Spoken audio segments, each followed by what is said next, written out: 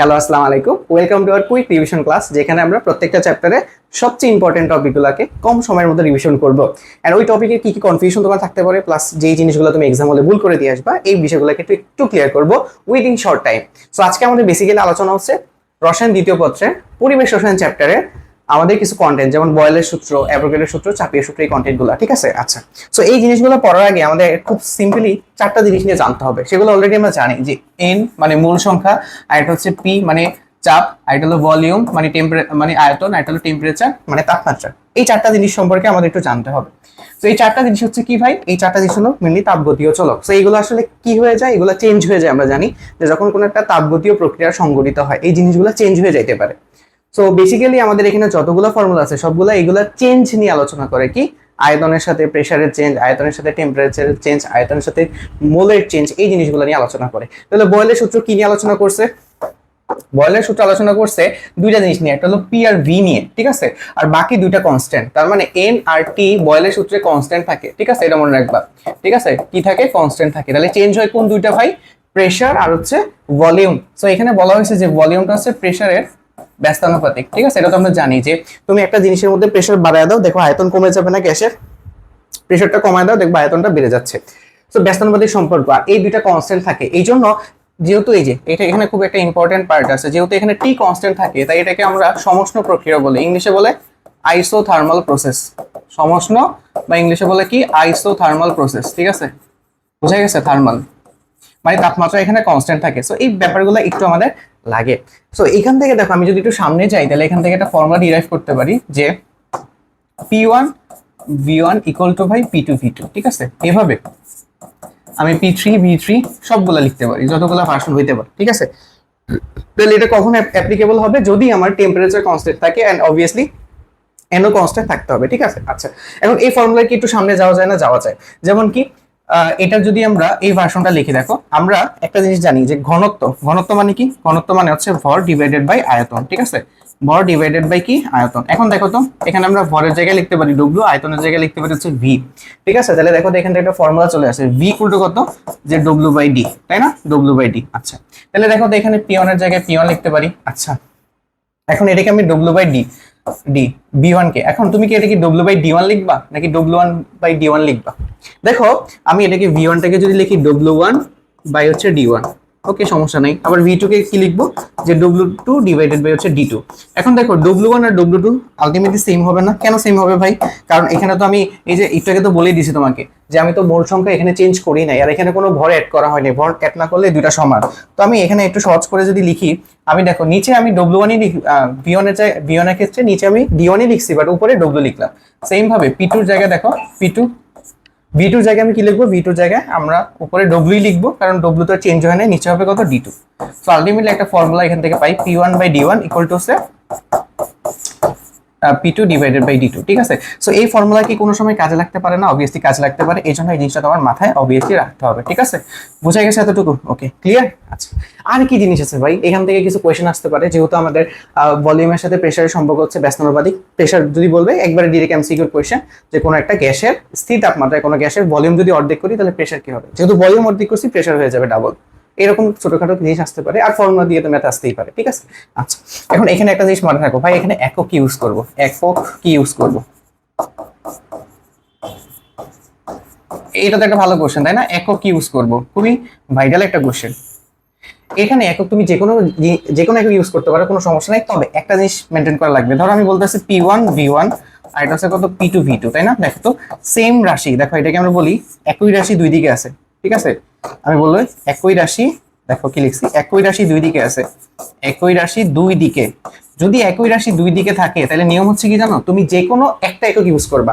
এই ধরো P K তুমি হচ্ছে প্যাসকেলে নিলা, এই পিটাকে প্যাসকেলে নিলা, অথবা এটাকে এটিএম এ নিলা, এটাকে এটিএম এ নিলা, অথবা এটাকে মিটার, এটাকে আর কি একক হতে পারে? ধরো টরে নিলা, এটাকে হচ্ছে টরে নিলা। তার মানে একই রাশি যখন দুই দিকে থাকবে, তখন একই একক ইউজ করতে হবে, একই একক। ঠিক আছে? এটা হচ্ছে জাস্ট নিয়ম। তুমি যে কোনো একক ইউজ করো, কোনো সমস্যা নেই, যে কোনো একক ইউজ করা যাবে, যে কোনো একক, যে কোনো একক। বাট এককগুলো কেমন হবে? সেম হবে, মানে দুইটার ক্ষেত্রে একক সেম হবে। ভলিউমের ক্ষেত্রেও সিমিলার। বুঝা গেছে? এই জিনিসটা অনেক কাজে দিবে, এটা একটু মাথায় রাখবা।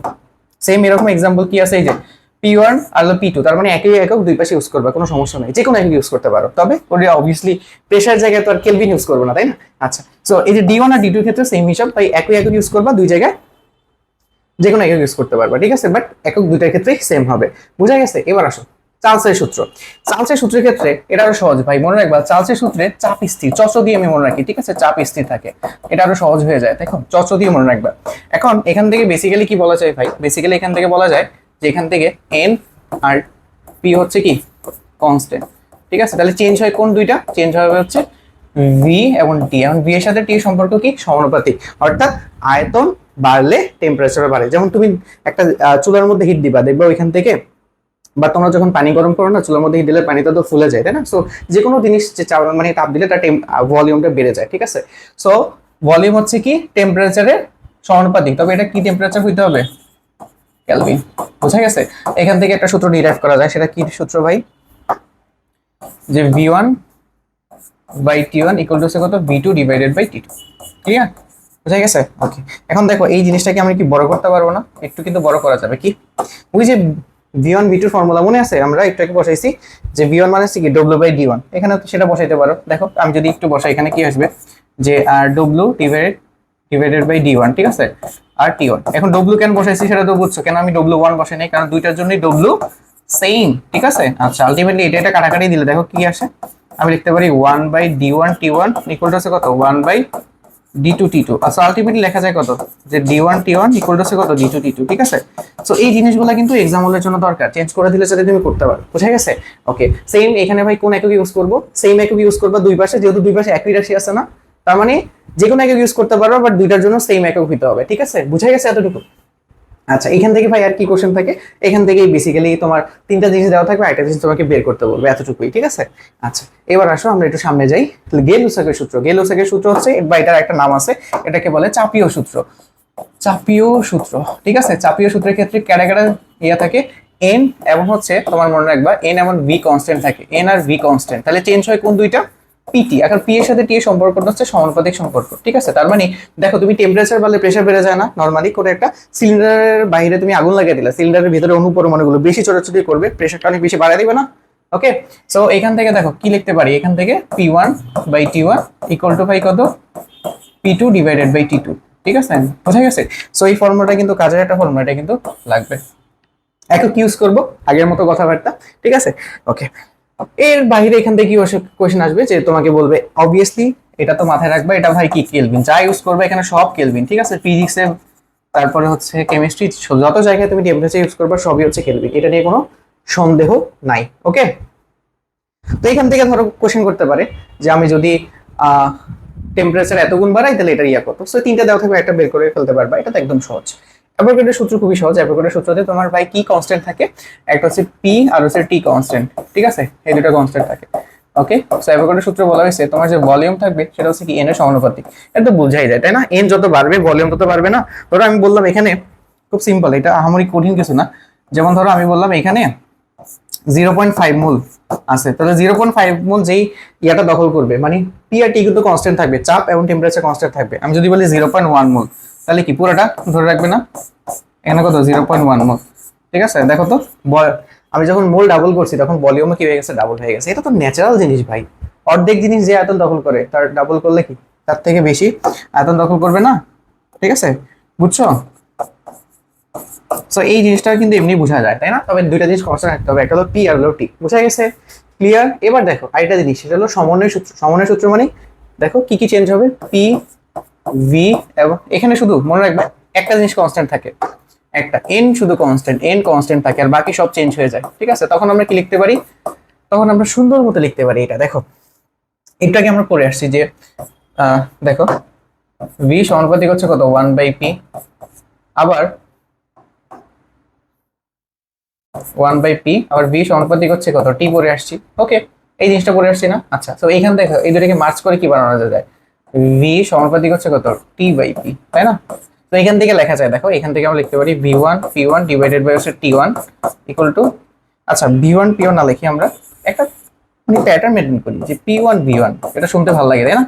T1 ইকুয়াল টু হচ্ছে কত? P2 V2 ডিভাইডেড বাই হচ্ছে T2, ঠিক আছে? আচ্ছা ভাই, এই ফর্মুলাতে আমি কি ঘনত্ব নিয়ে আসতে পারবো? ইজিলি পারবা। কিভাবে? এই যে এখান থেকে ভি ইকুয়াল টু আমরা কত জানি পেয়েছি, ডব্লিউ ডিভাইডেড বাই ডি, এখানে নিয়ে আসতে পারবা যদি তোমার দরকার হয়। কারণ তুমি তাইলে ভলিউমের পরিবর্তে যে ঘনত্বটা এখানে নিয়ে আসতে পারো। তবে মনে রাখতে হবে ভর দুইটার ক্ষেত্রে কি থাকবে, সেম থাকবে যদি চেঞ্জ করতে চাও, ঠিক আছে? সো এটাতে ইউজ করতে পারবা। ভাই একক কোনগুলো ইউজ করবো? একক হচ্ছে সেম একক ইউজ করবা, ঠিক আছে? তবে মানে টেম্পারেচার এককটা কিন্তু সবসময় মনে রাখবা যে আমাদের টেম্পারেচার একক কিন্তু অবভিয়াসলি কেলভিনে কেলভিনে কেলভিনে। এটা কি? এটা মাস্ট কেলভিনে, এটা কেলভিন ছাড়া কোনো অপশন নাই। বুঝা গেছে? এটা কেলভিন ইউজ করবা, এটাও কেলভিন ইউজ করবা, এটাও কেলভিন, এটাও কেলভিন, ঠিক আছে? ওইগুলার ইউনিট যেটা ইচ্ছে ইউজ করো, বাট সেম হইতে হবে। বুঝা গেছে? যাতে কাটাকাটি চলে যায়। ক্লিয়ার? এবার আসলে এখান থেকে আমরা দুটো ম্যাথ করবো, সো আমাদের বেসিক গুলোকে ক্লিয়ার করার জন্য। আসো, সো এখান থেকে ফার্স্ট ম্যাথ করি আমরা। ম্যাথটা একটু পড়ো, দেখো কি বলছে। স্থির তাপমাত্রা, স্থির তাপমাত্রা মানে কার ফর্মুলা থাকবে ভাই? স্থির তাপমাত্রা মানে হচ্ছে বয়েলের ফর্মুলা, তাই না? বয়েলে কি থাকে? তাপমাত্রা স্থির থাকে, বয়েলের সূত্র। কোন গ্যাসের চাপ 1 atm ছিল, আচ্ছা 1 atm ছিল। তারপরে বলছে মার্বেল সহ আয়তন হচ্ছে 1 মিটার কিউব, মার্বেল সহ আয়তন 1 মিটার কিউব। একটু খেয়াল রাখবা, এটা কিন্তু একটু মানে ঝামেলা লাগিয়েছে। চাপ আর আচ্ছা ঠিক আছে, এত আয়তন হচ্ছে এত মিটার কিউব, আচ্ছা। তারপরে বলছে চাপ যদি 2 atm করি, মানে চাপকে দেখো ডাবল করা হয়েছে। তার মানে দেখো আগে চাপ ছিল কত, যে P1 ছিল হচ্ছে 1 atm ভাই, আর P2 হয়েছে কত, P2 কত atm হয়েছে ভাই? 2 atm হয়েছে, ওকে। আর V1 V2, হ্যাঁ।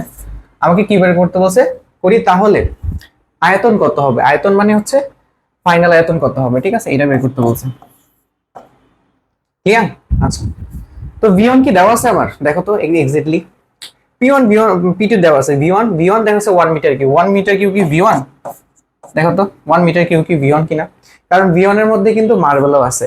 আমরা এখানে যে ফর্মুলাটা ইউজ করতেছি, this is only for gas, তাই না? তার মানে যদি এটার মধ্যে মার্বেল থাকে তাহলে কি পুরো আয়তন গ্যাস দখল করছে? না, মার্বেল তো কিছু আয়তন দখল করছে। তাহলে মার্বেলের গ্যাস দ্বারা দখলকৃত আয়তন যদি বের করতে হয়, তাহলে 1 মিটার কিউব থেকে মার্বেলের আয়তনটা বাদ দিতে হবে না? মার্বেলের আয়তন কতটুকু? 0.25, তাই না? 0.25, তার মানে এটাকে আমরা লিখতে পারি 0.75 মিটার কিউব। বুঝা গেছে? একটু বুঝা গেছে? ওকে, কেন এটা চেঞ্জ করছি? এই যে মার্বেলের আয়তন বাদ দিতে হবে।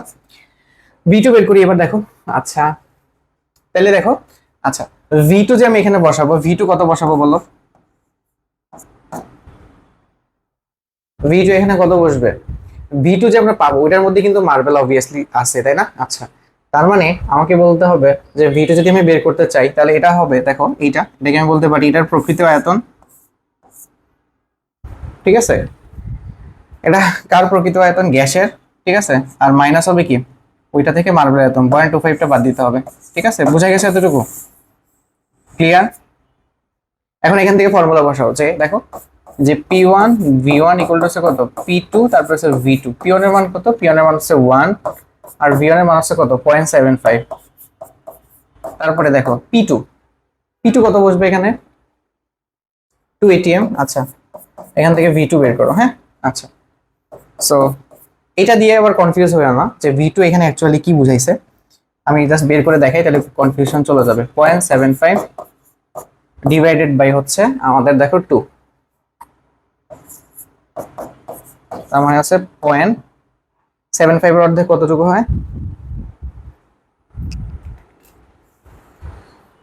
0.75 ভাগ 2, তার মানে 0.375 মিটার কিউব, ঠিক আছে? আচ্ছা, এখন আমি লেটস ফিনিশ, এটা আমি শেষ করি। এটা হলো V2, ঠিক আছে? এখন বলো এই V2 কার মান? অবভিয়াসলি গ্যাসের মান। কেন? কারণ আমি বারবার বলতেছি এই ফর্মুলাতে আমরা যা বসাই সেটা হচ্ছে পুরো গ্যাসের আয়তন। এই ফর্মুলাতে আমরা যা বসাই কি? গ্যাসের আয়তন। বুঝা গেছে? সো এখান থেকে যদি তোমাকে বলে যে ফাইনাল ভলিউম বের করো, এটা হচ্ছে দেখো এই যে V2 আছে না, এই V2 কোনটা? V2 হচ্ছে দেখো এই যে V1 হচ্ছে 0.75 মিটার কিউব, মানে গ্যাসের দ্বারা দখলকৃত আয়তন। আর 1 হচ্ছে কি? টোটাল আয়তন, মানে গ্যাস এবং মার্বেল দুইটা দিয়ে। V1 হচ্ছে শুধু গ্যাসের দখলকৃত আয়তন। V2 কি হবে? V2 যেটা আমরা পাবো সেটা কার? গ্যাসের দখলকৃত আয়তন হবে। এরপরে যদি বলে টোটাল আয়তন বের করতে, তখন কি করবা? এই যে এটার সাথে ওই 0.25 যদি আমি গুণ করে দেই, মানে যোগ করে দেই, তাহলে হয়ে যাবে কি? মার্বেল সহ ফাইনালি গ্যাসের আয়তন, ঠিক আছে? বোঝা গেছে? আচ্ছা, সো মার্বেল সহ কত হবে?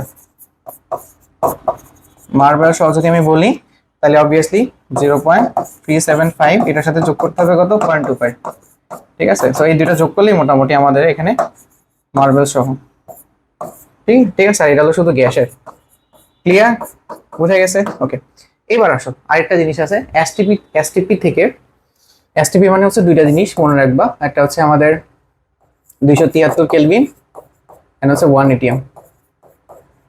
তো এসটিপি থেকে এত লিটার, লিটার দেওয়া আছে। আচ্ছা, কোনো গ্যাসকে এত টেম্পারেচার, টেম্পারেচারটাকে আমি নিয়ে যাই, তাহলে আমি একটু তুলে ফেলি সবকিছু, ঠিক আছে? তার মানে দেখো প্রেসারটা কত ছিল এখানে, প্রেসারটা ছিল 1 এটিএম ভাই, 1 এটিএম মানে প্রথম দিকে।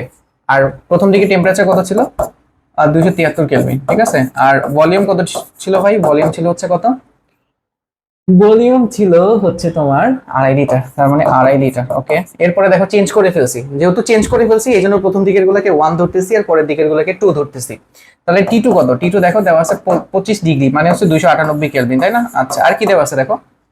পি টু দেওয়া আছে, পি টু দেওয়া আছে আবার পেস্কেলে, ঠিক আছে। আচ্ছা, বসাই পেস্কেলে। এখন বলছে তোমাকে ভি টু বের করতে, ঠিক আছে। আচ্ছা, দেখো কয়টা চেঞ্জ হয়েছে, তিনটাই চেঞ্জ হয়েছে।